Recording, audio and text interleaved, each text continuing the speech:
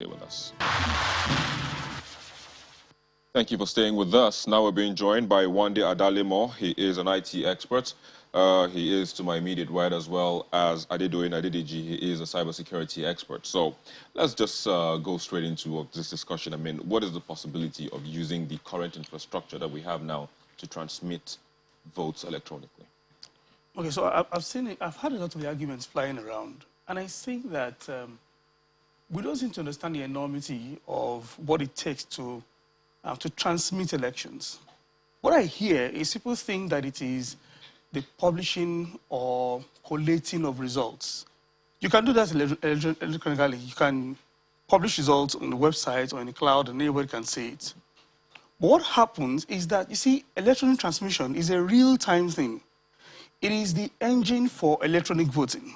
So when you vote, the results are transmitted real-time to wherever designations and officials are supposed to see it, and maybe then the public. Now, with our current infrastructure, what will happen is that the Supreme Court will be weighed down with a lot of litigations.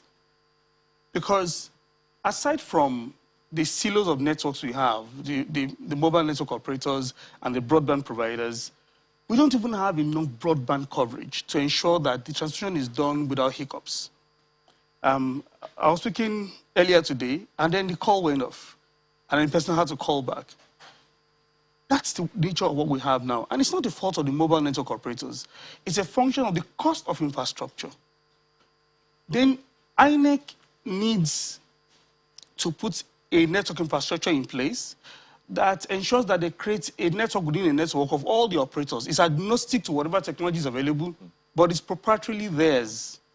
That requires that in each of the 6 geopolitical zones, you need to set up what we will refer to as switching centers, more like a NIBS or like an interswitch at each of those geopolitical zones that aggregates the results in real time and then transmits them to where it needs to be done. Then we then talk about security, which is the main issue around securing this sort of infrastructure and network that you're talking about. Yeah.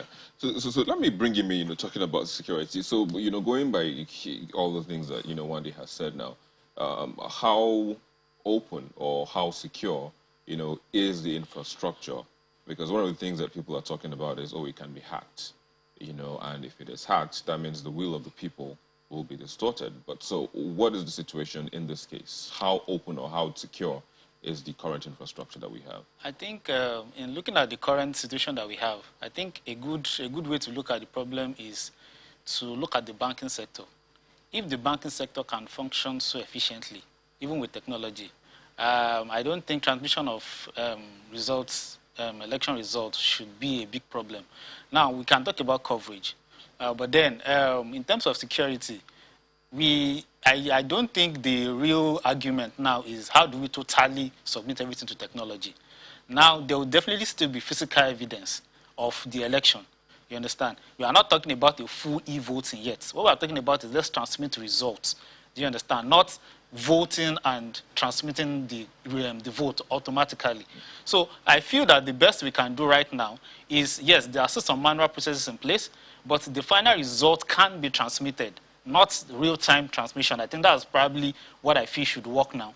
Now, at that point, even if there are security breaches, there are always physical evidences that, okay, this is what the result is. For example, at every polling unit, every agent needs to sign that, okay, this is the result. Okay? So before you probably share any results, there should be some verification on ground before those results are transmitted. So yes, there might be some delays, but nevertheless, even look at our elections. When elections take place, we have people that share it on social media, results on social media. So I think we are at that point already. Yeah, from the polling unit. So we have that. We already have some level of that already happening. You understand? What we just need, like you said, is a national system now to make that happen. And I think, like one of the initial speakers said, is we can't say because some of the challenges will be there, so we shouldn't try. Because, for example, we talked about the card readers, which has helped our election. Now, if we say, okay, because there might be challenges with card readers, we shouldn't use it, then we can't improve. You understand? So we definitely, the future is e-voting.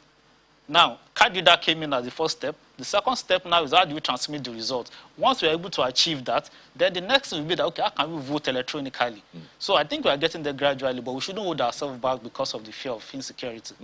So I mean, one of the things that the NCC is also talking about now is, the coverage. And like you said, INEC needs to proprietarily own, I mean, that will cost more. A lot of money. So what is stopping the coverage? I mean, they say as it is now, it's 43%. What is stopping the coverage to 100% or 80 at least? I mean, The National Broadband Plan says that they want to achieve 70% coverage by 2025. It's a function of two things. One is costs, and then we run a federal system. So individual states have different right-of-ways, which means that fiber optic infrastructure, which is the backbone for everything we're talking about, cannot be achieved. In Kaduna, as an example, they're saying that it's 0 naira for right-of-way. Lagos, I think, is 145 naira per meter. Some states is still exorbitant. So until there's a harmonized regulatory infrastructure for providing infrastructure for telecommunication companies, we will have this problem of coverage. That's one. Two is that is technology viable everywhere? Is 4G technology, broadband technology viable everywhere? So as an operator, my question is, why would I want to go to a rural location where I know I will not make progress? There's no subsidy for it. That's the second one. The third thing is that there's a vast number of Nigerians who still do not understand the value of this technology, even if it's put to use in these places. So again, if you're not optimizing the use, I mean, look at Lagos. Virtually everyone understands what to use broadband for, right? But you go to certain areas, you need education, and that's a lot of cost in marketing, orientation, and all that. So these are the factors that is limiting coverage across the country. what do you think we can do to bridge this gap? Well, I think satellite technology should come to play in this situation. You can, for example, like one of the things I think we've had in recent times is Starlink by Elon Musk coming into the country and talking to the government about like a broader communication system, which I don't know the current situation or the current status of these discussions, but I feel that satellite communication can take care of some of these places. And in terms of broadband, yes, broadband is more reliable, but then it's expensive. You understand? So what I feel is that some of those locations, because yes, we might not have 100% coverage, but for the sake of our elections, we can deploy satellite technology, smart satellite technology, which are already available to some of these locations for the sake of our elections, and probably do what we need to do, at least till when we're able to achieve a bigger broadband penetration. Yes, so Wendy was talking about, deploying all these things to all of these places and, without subsidy. Maybe we can replicate what we have in the petroleum sector, maybe in the technology sector as well, to see that, you subsidize these things when it is needed, like you said, especially during elections. But I have to say thank you for joining us today on the program Monday, as well as and sharing your thoughts. Well, that's where we are. We would now close the show. Thank you for watching. I'm Victor Matthias.